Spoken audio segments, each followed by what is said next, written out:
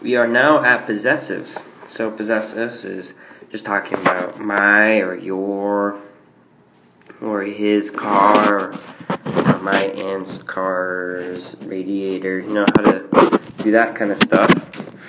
So, like I was talking about, this is my, your, our. Sometimes we even use, for instance, the S. For instance, my mother's vase fell off the table. So we also use that apostrophe S. In Hungarian, they just use endings, so it looks just like a case. They just attach it to what we're saying is your or my. So, for instance, right here, we're saying my house. So we got the house, and then we have to put on the ending of, whose it is. So my is om, like you see here, so that's why I have the om there. If I were to put our house, I would have put has unk. Once again, looking at the vowel harmony, that now means our house. Okay? So, to kind of clarify what the apostrophe S would be in Hungarian, sometimes you're going to see a knock or a neck when you're using possessives. And really, this is all just pointing at whose we're talking about, because what we talked about before, sentence structure can be kind of interesting, right? So what I'm saying about this is we're going to say the Tana, the teacher's book. Okay, book would be kun, if not book.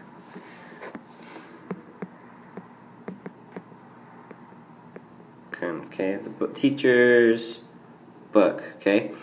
So like I said, what gets possessed gets the ending. Okay, so we're talking about the teacher's book, so this guy's going to get the ending. We're referring to his, her, or its, so it's this ya or yeah. Usually it's just an R, you just use the A or E. I'll talk about the J's later. So it'd be kun ve with our harmony.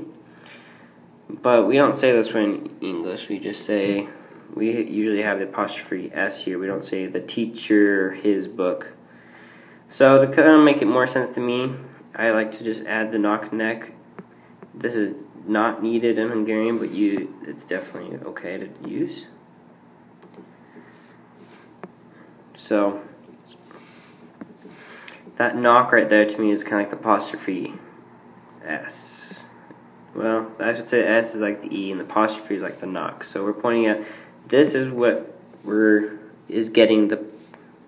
This is whose book we're talking about. Here we're specifying to who we're talking this book is about, or to who this book is possessed. It's kind of a mouthful right there. So hopefully this helps clarify things for you and not make it more confusing. Just to kind of go back to basic, I was trying to just clarify some stuff just in case you saw it.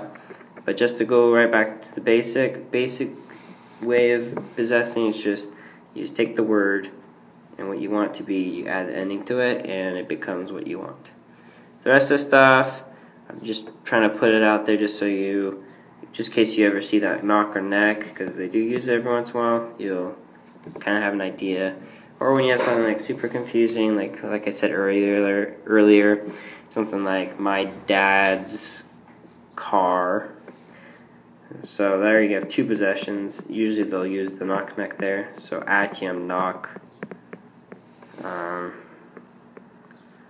kochia. And this one you'll use I'll put it down here. This one you use the J, kochia. So we're using this knock because this knock is pointing to my father. It's his car, but it's also my father with this A. Kind of weird. So this atya kind of puts us into a new topic that actually we've already talked about with pluralization.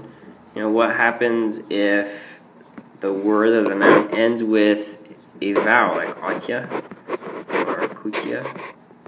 Just like with pluralizing with that K, we don't use those vowels we see in there because we already have a vowel at the end. Instead, we just make it long, and then we add the ending. So if we said my dad, be the M, or if I said our dog, I would just add that NK, kutiyank.